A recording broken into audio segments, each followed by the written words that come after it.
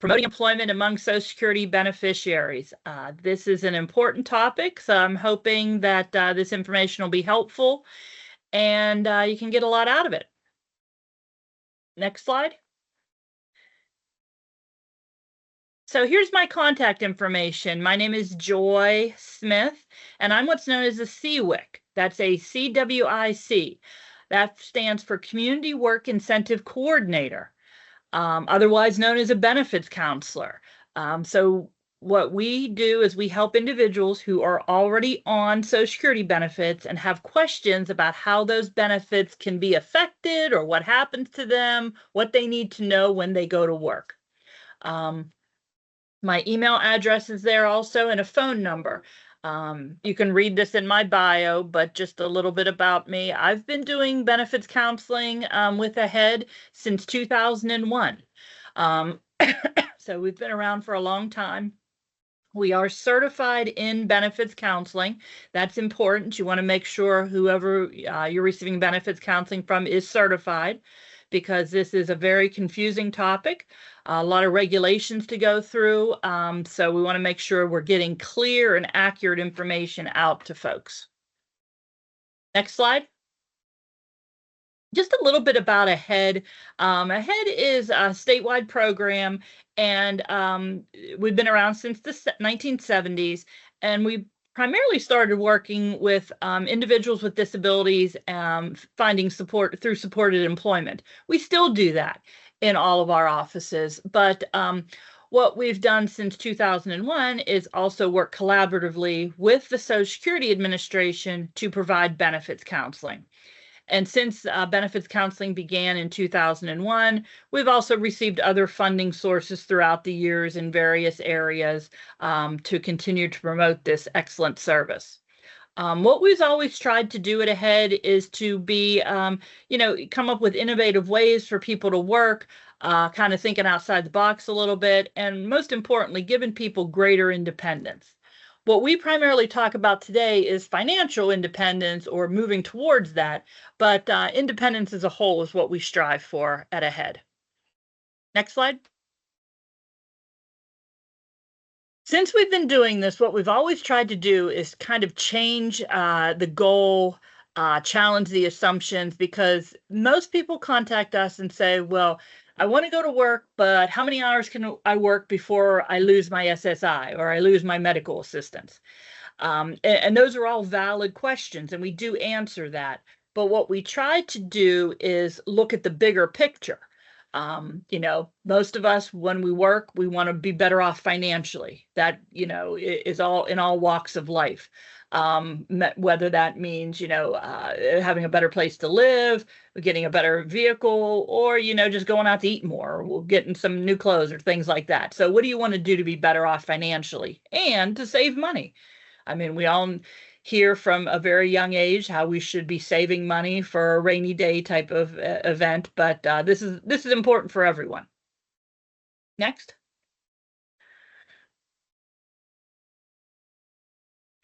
So when do you think you need benefits counseling? Really, if you're on Social Security benefits and you're thinking about working or you're already working, you should have benefits counseling. It's always a good thing. A lot of people ask me, well, I've been working for a while and things have been going okay. Do I really need benefits counseling? I don't think it's a bad idea. I think it's good to have a refresher. Maybe you'll learn some things you didn't know about. Maybe you could work some more. But especially if you're in a situation where you've not worked, or this is the first time you're going back to work in 10 years, you need benefits counseling, because these questions kind of all float around in people's head. I want to work, but what will happen to my Social Security benefits? The next one there is I worked in the past and my Social Security benefits were messed up. I mean, this does happen. There are issues within the system where people have overpayments. Where things are not reported in a timely way. How do you report your earnings? There are some folks that I talk to and don't even realize that they need to report their earnings to the Social Security Administration. That may be because they're thinking, well, hey, taxes are being taken out. Even Social Security taxes are being taken out of my paycheck. Social Security should know how much I'm making. And they will eventually, but not in the time that it needs to happen. Um, we talk to a lot of families that, are very concerned because someone maybe hasn't worked in a while or they're not sure how they're going to do. And the family's worried that they might lose their benefits. This is true for the cash benefits. This is true for the health insurance. Health insurance is critical. We all need that for a variety of reasons. Um, Next to last bullet there is something that I do hear always is, it takes a while to get on Social Security benefits. It's not an easy process to get on these benefits. I think the general public thinks, oh, you have a disability, you get a check from Social Security, and it was kind of an easy process, and it's not. Even with a severe disability ongoing, there's a lot of paperwork to do. They ask you 1,000,001 questions, and it takes time, months upon months.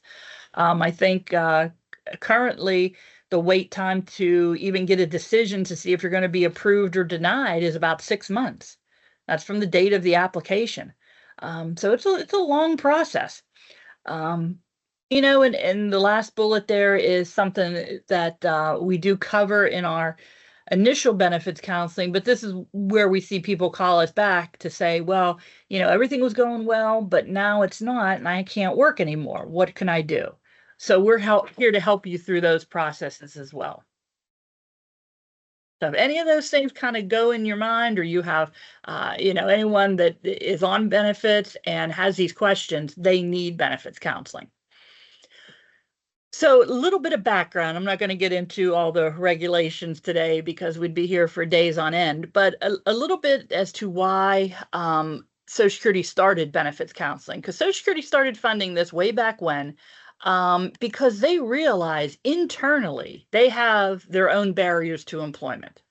We've already talked about a couple of these. Fearfulness. I mean, it's a lot for a person who struggled to get on benefits, and now you say, well, let's go to work, and you're worried about what's going to happen.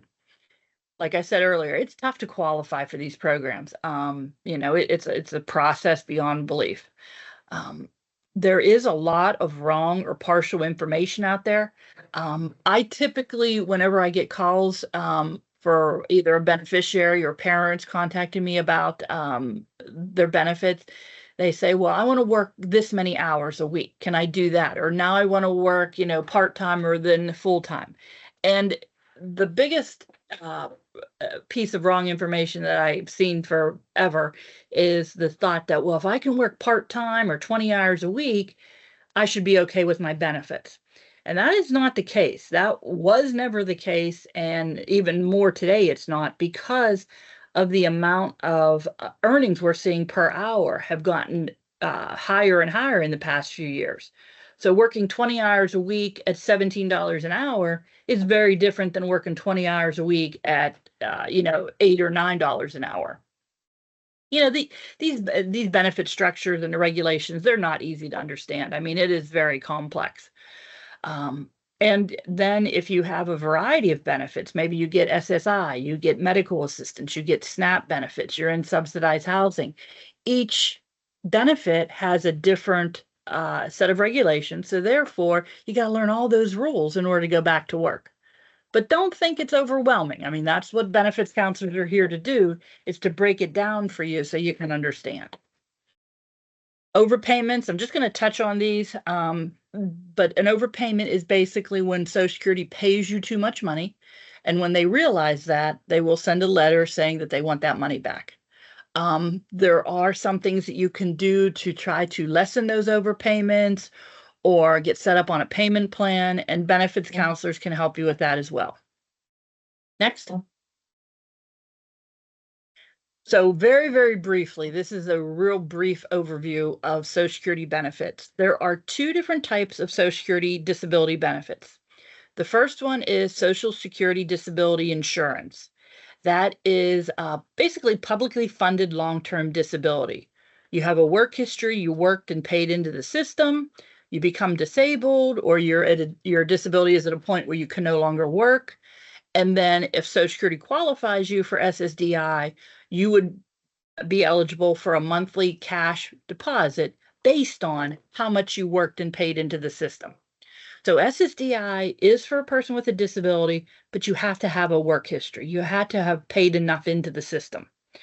Um, when you become eligible for SSDI, there's a 5-month wait benefit for your 5-month wait period for your cash benefits and a 2-year wait for Medicare.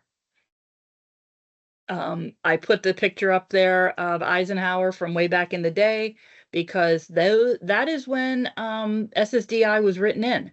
So a lot of the rules that we're using now in 2024 were developed many, many years ago. Next.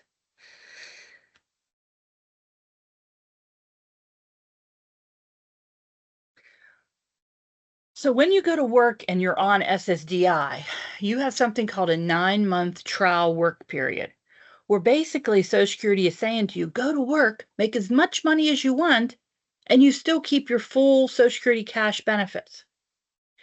And then even after that 9 months is over, you have something called an extended period of eligibility, where you may keep your check if your income is below the limit, or if your income is above the limit, you would not get your Social Security deposit.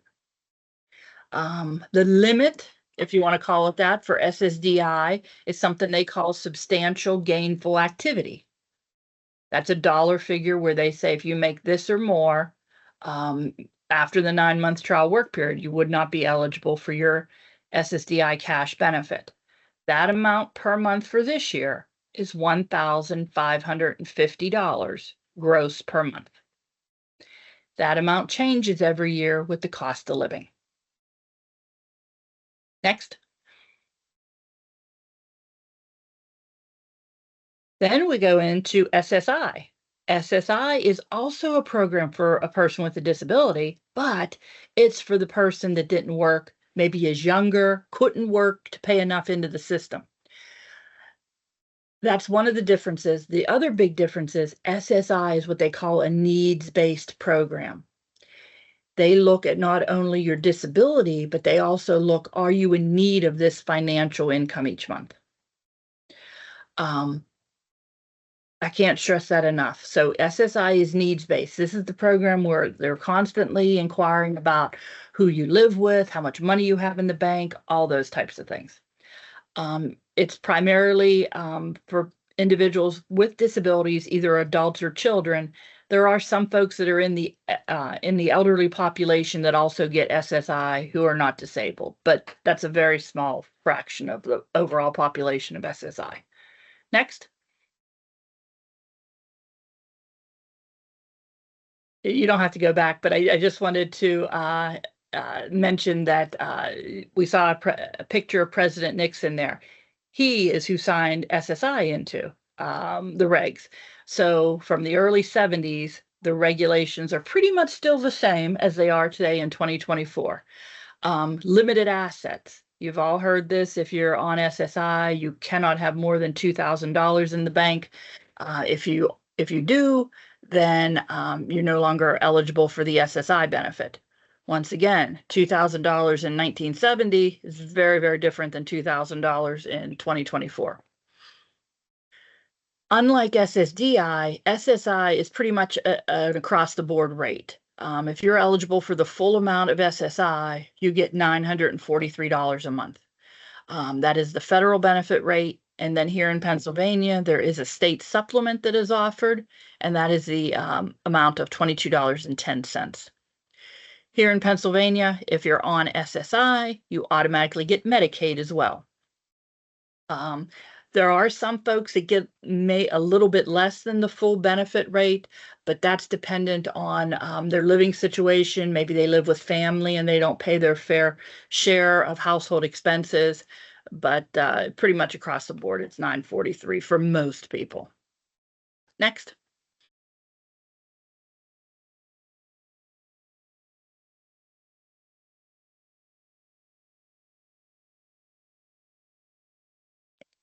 So this is a chart that I use in presentations because, like I said, SSI is needs-based. So whenever you go to work, your SSI is going to be reduced, but the way they do the calculation, you still should have more money each month.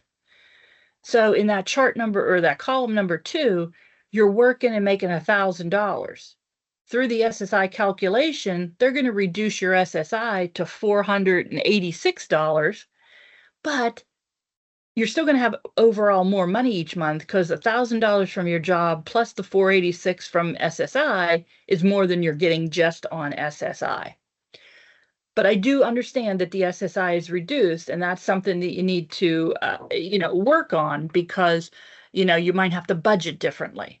In column 4 there, a person's making $1,500 a month. They're still going to get $236 from SSI. So, they're almost doubling what they had before just with the SSI. But in benefits counseling, we go through the specifics of, okay, you're working here, this is what's going to happen, or this is the scenario of what's going to happen if you take this job. Next. Reporting earnings. If you don't remember anything from this presentation, this is key. If you're working and you're on some type of Social Security benefit, you have to report monthly to the Social Security Administration on how much you're earning. You can either do that through the app on the smartphone, through an online portal for through myssa.gov. You can do telephone reporting when you call a certain number and enter it that way, or you can do the old school method of faxing or mailing or taking it to a local Social Security office. Social Security does prefer one of the two first options there because it's all electronic. It gets through the system quicker. Next.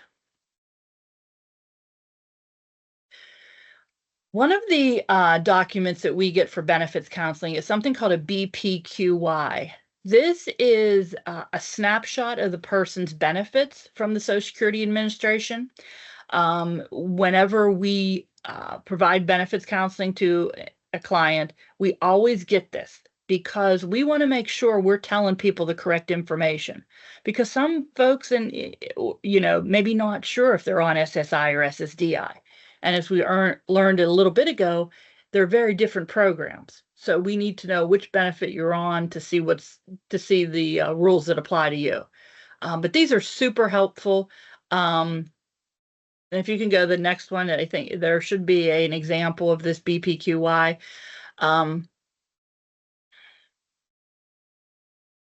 There you go. It may not mean a lot when you look at that because it looks like a lot of writing, but this is so super helpful for us as benefits counselors. And what we do in our sessions with folks is we go through this line by line to explain to them, oh, okay, you've been on benefits for this long. This is what this means. And a lot of people that we talk to, they get a better understanding of their benefits as a whole just by going through this BPQY. Next.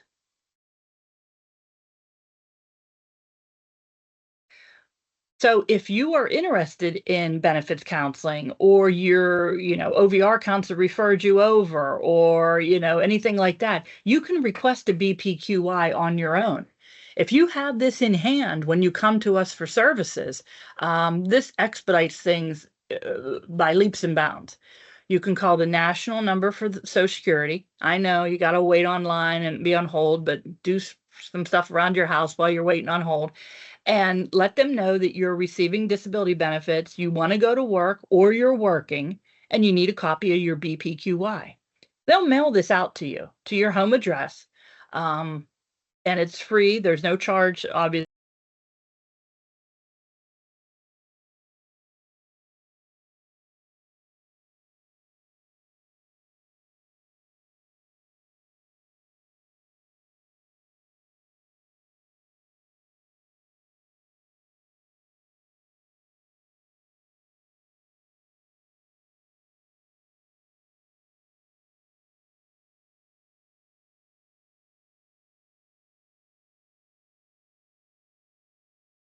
Joy?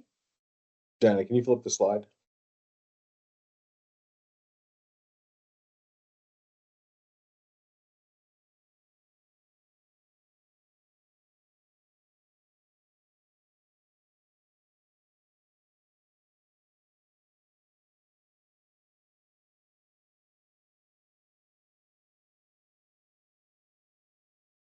think we can't hear Joy any longer.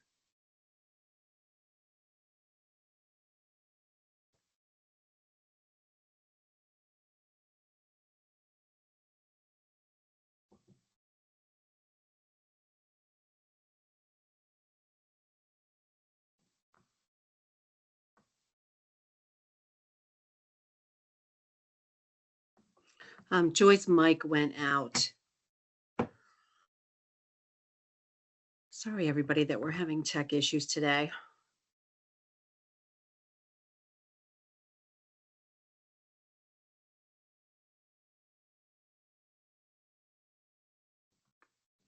If anybody has questions for Joy, if you want to type it into the chat box. Okay, now I'm back. Now my mic lit up again. Awesome. So Welcome sorry. back. So sorry. But yeah, BPQIs are super, super important. I don't want to go past my time here, but so there are 4 providers in Pennsylvania who have collaborative agreements with the Social Security Administration for benefits counseling. AHEAD, Appalachian Regional, Disability Rights of Pennsylvania, and Full Circle. All of us are nationally certified to provide this service. We can work with anyone 14 up to full retirement age who are already on benefits and have questions about working and their benefits. We unfortunately can't help people that are applying or in the appeal process. Next slide.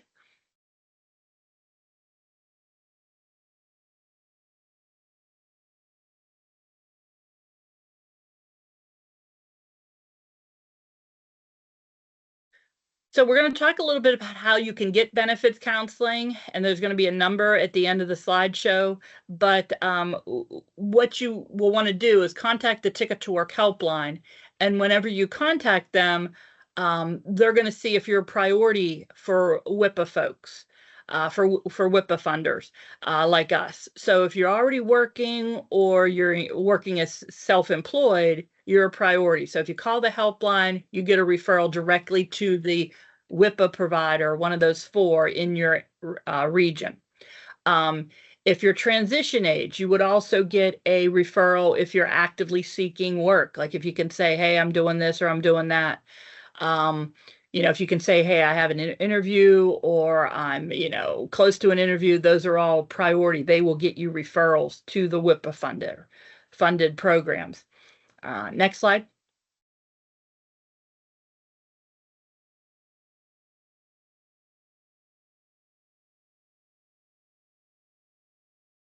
So when you contact the Ticket to Work helpline, they're going to gather some basic information. They can look into Social Security system a little bit just to verify that you're on benefits and pull up some demographic information, and then they're going to assess your needs. Next slide.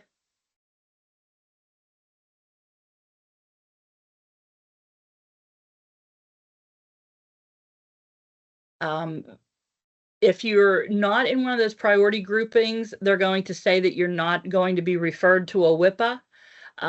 They will give you some basic information on work incentives and Social Security benefits and say that you can call back once you're closer to work. If you are a client of OVR can refer you over for benefits counseling to some providers to get the one-on-one service. Waiver also offers benefits counseling if you're in a waiver funded service. But at the end of the call, you're going to know if you're referred over to a WIPA or if you're not. So I know sometimes there's confusion where like, am I going to get a call? Am I not? So next slide.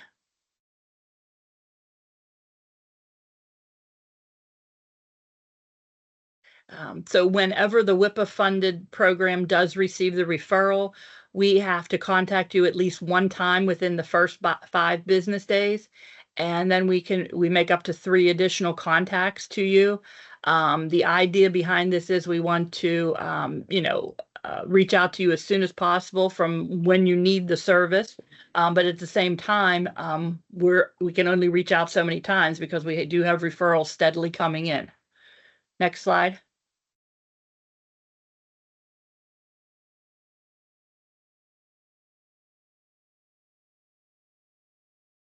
So here is the number for the Ticket to Work helpline.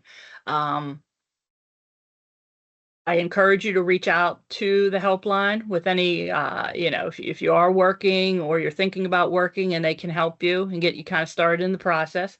I did see two questions here I did want to address. No, by calling the Ticket to Work helpline, that does not send up any red flags or triggers within Social Security to do a medical review, nothing like that.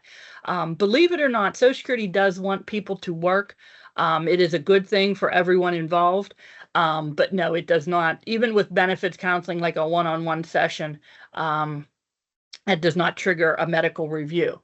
But I will say this, sometimes they just do happen to coincide, because even if you're not working or thinking about working or anything like that, medical reviews do happen.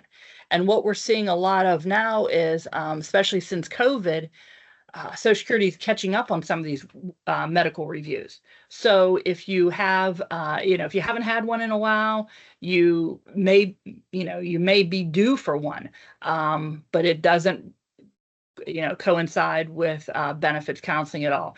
And I apologize, I used the acronym OVR. That is the Office of Vocational Rehabilitation. That is a state-sponsored, trying to think here, disability organization, and they help people with disabilities find or maintain employment. Yeah. Sorry, I got distracted. I was reading a question. I don't That's know. We're okay. at 102, so I don't want to cut into the other person's time. But You know what? If you could answer the questions in, if people type questions in, if you could type answers back, that would be perfect. I can't type in the chat. Oh, okay. Well, we can Yeah. email you any additional questions afterward. Yes, please do. Thank you so much, Joy. Not a problem. Thank you.